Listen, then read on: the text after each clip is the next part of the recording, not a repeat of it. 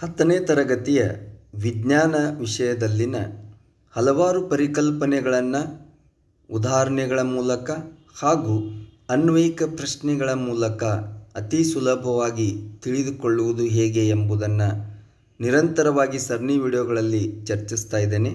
ಅದರ ಮುಂದುವರೆದ ಭಾಗವಾಗಿ ಕಾರ್ಬನ್ ಮತ್ತು ಅದರ ಸಂಯುಕ್ತಗಳು ಈ ಒಂದು ಅಧ್ಯಾಯದಲ್ಲಿ ಸಂಕಲನ ಕ್ರಿಯೆಯನ್ನು ಅತಿ ಸುಲಭವಾಗಿ ಉದಾಹರಣೆಯೊಂದಿಗೆ ತಿಳಿದುಕೊಳ್ಳುವುದು ಹೇಗೆ ಎಂಬುದನ್ನು ಚರ್ಚಿಸೋಣ.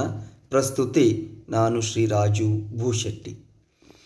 ಸಂಕಲನ ಕ್ರಿಯೆಯನ್ನು ಸುಲಭವಾಗಿ ತಿಳಿದುಕೊಳ್ಬೇಕು ಅಂತಂದರೆ ಸಂಕಲನ ಕ್ರಿಯೆಯಲ್ಲಿ ಏನಾಗತ್ತೆ ಅಂತಂದರೆ ಅಪರ್ಯಾಪ್ತ ಹೈಡ್ರೋಕಾರ್ಬನ್ಗಳನ್ನು ಮೀನ್ಸ್ ಅನ್ಸ್ಯಾಚುರೇಟೆಡ್ ಹೈಡ್ರೋಕಾರ್ಬನ್ಸ್, ಈ ಅಪರ್ಯಾಪ್ತ ಹೈಡ್ರೋಕಾರ್ಬನ್ಗಳನ್ನು ನಾವೇನು ಮಾಡ್ತೀವಿ ಅಂದರೆ ಪರ್ಯಾಪ್ತ ಹೈಡ್ರೋಕಾರ್ಬನ್ಗಳಾಗಿ ಬದಲಾಯಿಸಲ್ಪಡುತ್ತವೆ. Unsaturated hydrocarbons are converted into saturated hydrocarbons. ಹಾಗಾದರೆ ಈ ಅಪರ್ಯಾಪ್ತ ಹೈಡ್ರೋಕಾರ್ಬನ್ಗಳು ಪರ್ಯಾಪ್ತ ಹೈಡ್ರೋಕಾರ್ಬನ್ಗಳಾಗಿ ಬದಲಾಗಬೇಕು ಅಂತಂದರೆ ಅಲ್ಲಿ ಏನು ಬೇಕಾಗತ್ತೆ ಅಂದರೆ ಪೆಲ್ಲಿಡಿಯಂ ಅಥವಾ nickel.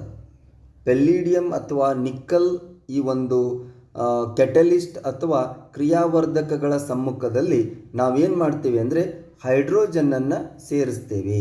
Hydrogen plus H2 hydrogen is going to add. So ಅಪರ್ಯಾಪ್ತ ಹೈಡ್ರೋಕಾರ್ಬನ್ಗಳನ್ನು ಪೆಲ್ಲಿಡಿಯಂ ಅಥವಾ ನಿಕ್ಕಲ್ ಕ್ರಿಯಾವರ್ಧಕಗಳ ಸಮ್ಮುಖದಲ್ಲಿ ಹೈಡ್ರೋಜನ್ನನ್ನು ಸೇರಿಸಿಕೊಂಡು ಪರ್ಯಾಪ್ತ ಹೈಡ್ರೋಕಾರ್ಬನ್ಗಳನ್ನು ಉಂಟು ಮಾಡುತ್ತದೆ. ಈ ಒಂದು ಕ್ರಿಯೆಯನ್ನು ನಾವು ಏನಂತ ಕರಿತೀವಿ ಅಂದರೆ ಸಂಕಲನ ಕ್ರಿಯೆ ಎಂದು ಕರೆಯುತ್ತೇವೆ. ಹಾಗಾದರೆ ಇಲ್ಲಿ ನೆನಪಿನಲ್ಲಿಟ್ಕೋಬೇಕು, ಈ ಒಂದು ಸಂಕಲನ ಕ್ರಿಯೆಯಲ್ಲಿ ಏನಾಗುತ್ತೆ ಅಂದರೆ ಮುಖ್ಯವಾಗಿ ಆಲ್ಕೀನ್ ಮತ್ತು ಆಲ್ಕೈನ್ಗಳೇನಿದಾವಲ್ಲ, ಅಂದರೆ ಆಲ್ಕೀನ್ಗಳು ಅಂದರೆ ಕಾರ್ಬನ್ ಮಧ್ಯೆ ಡಬಲ್ ಬಾಂಡ್ ದ್ವಿಬಂಧವನ್ನು ಹೊಂದಿರುವಂಥವು. ಆಲ್ಕೈನ್ಗಳು ಅಂದರೆ ಕಾರ್ಬನ್ ಮಧ್ಯೆ ಟ್ರಿಪಲ್ ಬಾಂಡ್ ಅಂದರೆ ತ್ರಿಬಂಧವನ್ನು ಹೊಂದಿರುವಂಥವು. ಈ ಎಲ್ಲ ಆಲ್ಕೈನ್ಗಳಿರ್ಬೋದು ಇವೆಲ್ಲವೂ ಕೂಡ ಏನು ಅಂದರೆ ಸಂಕಲನ ಕ್ರಿಯೆಗೆ ಒಳಪಡುತ್ತವೆ ಎಂಬುದನ್ನು ನಾವು ನೆನಪಿನಲ್ಲಿ ಇಟ್ಕೊಳ್ಬೇಕು ಅನ್ನುವಂಥದ್ದು. ಹಾಗಾದರೆ ಪ್ರಶ್ನೆ ಉದ್ಭವ ಆಗತ್ತೆ, ಏನಿದು ಅಪರ್ಯಾಪ್ತ ಹೈಡ್ರೋಕಾರ್ಬನ್ಗಳು ಎಂದರೇನು? ಪರ್ಯಾಪ್ತ ಹೈಡ್ರೋಕಾರ್ಬನ್ ಎಂದರೇನು? ಸ್ಯಾಚುರೇಟೆಡ್ ಹೈಡ್ರೋಕಾರ್ಬನ್ಸ್, ಪರ್ಯಾಪ್ತ ಹೈಡ್ರೋಕಾರ್ಬನ್ಗಳಿಗೆ ಆಲ್ಕೇನ್ಗಳು ಅಂತ ಏನು ಕರಿತೀವಲ್ಲ, ಆಲ್ಕೇನ್ಗಳು ಅಂದರೆ ಕಾರ್ಬನ್ ಮಧ್ಯೆ ಏಕಬಂಧವನ್ನು ಹೊಂದಿರುವಂಥವನ್ನು ನಾವು ಆಲ್ಕೇನ್ಗಳು ಅಂತ ಕರಿತೀವಿ. ಎಲ್ಲ ಆಲ್ಕೇನ್ಗಳು ಪರ್ಯಾಪ್ತ ಹೈಡ್ರೋಕಾರ್ಬನ್ಗಳಿಗೆ ಉದಾಹರಣೆ ಆಗಿರುತ್ತೆ. ಇನ್ನು ಅಪರ್ಯಾಪ್ತ ಅನ್ಸ್ಯಾಚುರೇಟೆಡ್ ಹೈಡ್ರೋಕಾರ್ಬನ್ ಅಂತಂದರೆ ಇವು ಕಾರ್ಬನ್ ಮಧ್ಯೆ ದ್ವಿಬಂಧವನ್ನಾದರೂ ಹೊಂದಿರುತ್ತೆ ಅಥವಾ ಕಾರ್ಬನ್ ಮಧ್ಯೆ ತ್ರಿಬಂಧವನ್ನಾದರೂ ಹೊಂದಿರುತ್ತೆ. ದ್ವಿಬಂಧ ಅಥವಾ ತ್ರಿಬಂಧ ಈ ಹೊಂದಿರುವಂಥವನ್ನ ನಾವು ಏನಂತ ಕರಿತೀವಿ ಅಂದರೆ ಅಪರ್ಯಾಪ್ತ ಹೈಡ್ರೋಕಾರ್ಬನ್ಗಳು ಅಂತ ಕರಿತೀವಿ. ಎಲ್ಲ ಆಲ್ಕೀನ್ಗಳಿರ್ಬೋದು ಮತ್ತು ಆಲ್ಕೈನ್ಗಳಿರ್ಬೋದು ಇವೆಲ್ಲವೂ ಕೂಡ ಅಪರ್ಯಾಪ್ತ ಹೈಡ್ರೋಕಾರ್ಬನ್ಗಳಿಗೆ ಉದಾಹರಣೆಯಾಗಿವೆ ಎಂಬುದನ್ನು ನಾವು ಗಮನಿಸಬೇಕು. ಇನ್ನು ಈ ಒಂದು ಸಂಕಲನ ಕ್ರಿಯೆಯನ್ನು ಒಂದು ಉದಾಹರಣೆಯನ್ನು ನಾವು ಗಮನಿಸೋದಾದರೆ ಈಗಾಗಲೇ ನಮಗೆ ಗೊತ್ತಿದೆ ಅಪರ್ಯಾಪ್ತ ಹೈಡ್ರೋಕಾರ್ಬನ್. ಹಾಗಾದರೆ ಒಂದು ಆಲ್ಕೀನನ್ನು ತೆಗೆದುಕೊಳ್ಳೋಣ. ಅದು ಯಾವುದು ಅಂತಂದರೆ ಈಥೀನ್ ಅನ್ನುವಂಥ ಒಂದು ಆಲ್ಕೀನನ್ನು ತೆಗೆದುಕೊಳ್ಳೋಣ.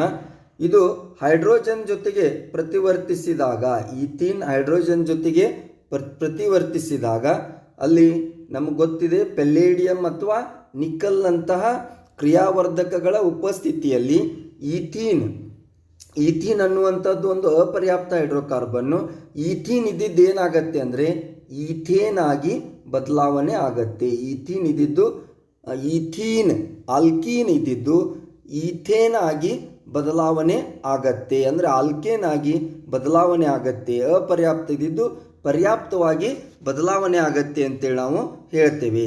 ಹಾಗಾದರೆ ಈ ಒಂದು ಉದಾಹರಣೆಯನ್ನು ನಾವು ಸಮೀಕರಣದೊಂದಿಗೆ ಬರೆಯೋದಾದರೆ ಈಥೀನ್ ಅಂದರೆ ಕಾರ್ಬನ್ ಮಧ್ಯೆ ದ್ವಿಬಂಧ.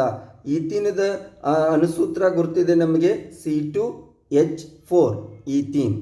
C2H4 ಅದನ್ನು C2H4 ಅನ್ನು CH2 double bond CH2 C plus C C2 H2 plus H2 H4 C2H4 CH2 double bond CH2 ಇಲ್ಲೇನಾಗುತ್ತೆ ಅಂದರೆ ಹೈಡ್ರೋಜನನ್ನು ಸೇರಿಸ್ಕೊಳ್ಳುತ್ತೆ. ಹೈಡ್ರೋಜನನ್ನು ಸೇರಿಸ್ಕೊಂಡು ಅಲ್ಲೇನಾಗುತ್ತೆ ಅಂದರೆ ಹೈಡ್ರೋಜನ್ ಸೇರಿದಾಗ ಎರಡು ಹೈಡ್ರೋಜನ್ ಅಂದರೆ ಒಂದು H ಇಲ್ಲಿ ಇನ್ನೊಂದು H ಇದಕ್ಕೆ ಅಂದರೆ ಅವಾಗ ಏನಾಗುತ್ತೆ ಅಂದರೆ CH3 ಅಂದರೆ ಅದು C2H6 C plus C C2H3 plus 3 6 C2H6 ಅಂದರೆ ಈಥೇನ್ ಇದ್ದಿದ್ದು ಈಥೇನ್ ಆಗಿ ಬದಲಾಗತ್ತೆ. ಅಂದರೆ ಇಲ್ಲಿ ನೋಡ್ಬೋದು ನಾವು ಈಥೇನ್ ಅಂತಂದರೆ ಇದೊಂದು ಏನಂತ ಸ್ಯಾಚುರೇಟೆಡ್ ಹೈಡ್ರೋಕಾರ್ಬನ್ ಅಥವಾ ಪರ್ಯಾಪ್ತ ಹೈಡ್ರೋಕಾರ್ಬನ್ ಆಗಿ ಬದಲಾಯಿತು. ಕಾರ್ಬನ್ ಮಧ್ಯೆ ಏಕಬಂಧವನ್ನದು ಹೊಂದಿರುತ್ತೆ ಅಂತೇಳಿ ನಾವು ಹೇಳ್ತೇವೆ. ಸೊ ಈ ರೀತಿಯ ಹಲವಾರು ಪರಿಕಲ್ಪನೆಗಳನ್ನು ಮುಂದಿನ ವಿಡಿಯೋದಲ್ಲಿ ಚರ್ಚಿಸೋಣ. ಧನ್ಯವಾದಗಳು.